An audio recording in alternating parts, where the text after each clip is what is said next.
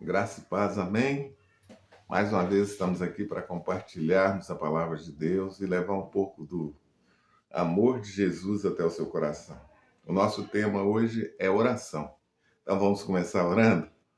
Senhor nosso Deus, em nome de Jesus, ó Deus, nos colocamos diante de Ti. Antes de mais nada, antes de tudo, pedindo perdão pelos nossos erros, pelas nossas falhas, que o Senhor, ó Deus, perdoe a cada pessoa que está ouvindo esse vídeo, que o seu Santo Espírito possa levar arrependimento, trazer perdão, trazer cura, trazer salvação, ó Deus, sobre a vida de cada um.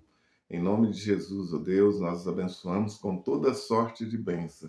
Que o teu poder transformador, ó Deus, esteja sobre a vida de cada um dos ouvintes, em nome de Jesus. Amém. Amém?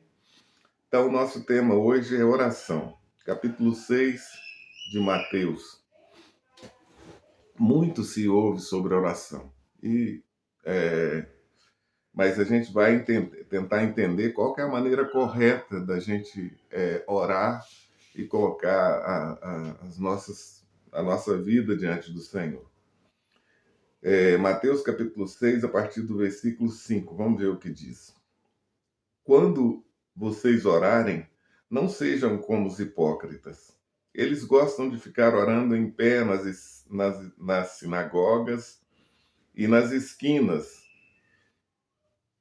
a fim de serem vistos pelos outros. Então, muitas pessoas buscam na oração um destaque pessoal para que alguém possa olhar e falar: poxa, mas como o fulano é temente, como o fulano é santo, porque ele está constantemente orando, ele ora em todos os lugares. Então, esse é o tipo de oração que não que você não deva orar em público, nada disso. Mas você não deve orar para aparecer, para poder se tornar destaque, para poder tentar passar algo que, na realidade, muitas vezes você não é. Eles gostam de ficar orando em pé nas esquinas, a fim de serem vistos pelos outros. Eu asseguro que eles já receberam a sua plena recompensa. Por que ele fala que ele já recebeu a recompensa? Porque se a recompensa que você está buscando, que eu estou buscando, que nós estamos buscando, é um reconhecimento dos homens, então a pessoa que se coloca nessa posição que está escrita aqui, ela já recebeu essa recompensa. Então não vai receber a recompensa de Deus, consequentemente.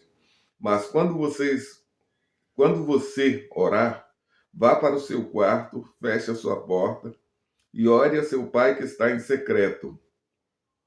Então seu pai, que vê em secreto, o recompensará.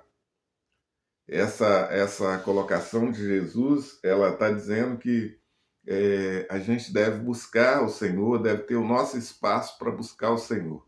Mas nós sabemos que existe aqueles momentos da oração em público e o próprio Jesus ele orava junto com os discípulos em união. O que ele está dizendo é que muitas pessoas na época dele, muitos religiosos faziam isso para aparecer.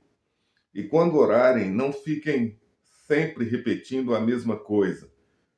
Tem gente que as orações dele não mudam, ele fala sempre a mesma coisa e tal, tal. É como se Deus fosse surdo, ou que Deus não ouvisse. Seu pai que vem em secreto recompensará. Mas quando orarem, não fiquem sempre repetindo a mesma coisa, como fazem os pagãos. Eles acham por repetir, repetir, repetir. A gente lembra lá no caso de Elias, no monte lá, e eles ficavam lá o tempo todo antes de Elias orar, Baal, Baal, falando para um Deus que não existia, e sempre repetindo, achando que aquilo ia mudar a história. Mas não, a oração ela tem que ser objetiva, deve ser objetiva. Deus ele sabe já o que está no nosso coração, mas a gente não tem que ficar todo martelando sempre a mesma coisa. Se você colocou diante de Deus, descanse no Senhor. Descanse que no momento certo Deus vai te ouvir e o que você pode fazer é perseverar, crendo que a sua resposta vai chegar. Eles pensam que por muito falarem serão ouvidos. Não sejam iguais a eles, porque o seu Pai sabe que tudo que vocês precisam antes mesmo de o pedirem. Então, antes da oração sair da nossa boca, por que a gente não deve ficar ansioso diante de Deus? Porque antes dela sair da nossa boca, Deus já sabe exatamente aquilo que a gente vai falar.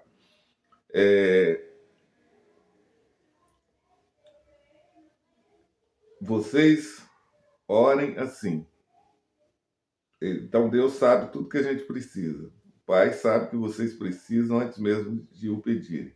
Vocês orem assim, vamos dizer o modelo que Jesus deixou. Não que a gente deva repetir esse modelo, mas é um modelo para a gente aplicar. Dentro desse modelo, a gente colocar aquilo que está no nosso coração, senão vira reza. Reza é você ficar repetindo, repetindo a mesma coisa. E oração é conversa, conversar com Deus. Pai nosso que estás nos céus, santificado seja o teu nome, venha o teu reino, seja feita a tua vontade, assim na terra como no céu. Dá-nos hoje o nosso pão de cada dia. Perdoa as nossas dívidas, assim como nós perdoamos aos nossos devedores, e não nos deixes cair em tentação, mas livra-nos do mal. Porque teu é o reino, o poder e a glória para todos sempre. Amém. Aqui, Jesus concluindo aqui, ele fala: pois se perdoarem as ofensas uns dos outros, o Pai Celestial também perdoará vocês. Mas se não perdoarem aos outros, o Pai Celestial não perdoará as ofensas de vocês. É um negócio muito importante que a gente se esquece. Às vezes as pessoas chegam diante de Deus, está determinando, está falando isso, está falando aquilo, mas a Bíblia diz que o pecado ele causa separação entre nós e o nosso Deus. E é um motivo para que Deus muitas vezes não nos ouça, que é o pecado. E as pessoas estão em pecado, algumas até no final elas pedem perdão pelo pecado, mas muitas elas vêm, oram, não conserta com Deus o erro e, e quer que Deus escuta a oração. Então, talvez a maior causa de Deus não ouvir a nossa oração é o pecado. Então, o que eu aconselho, e é algo que também eu quero praticar mais isso no meu dia a dia, nas minhas orações.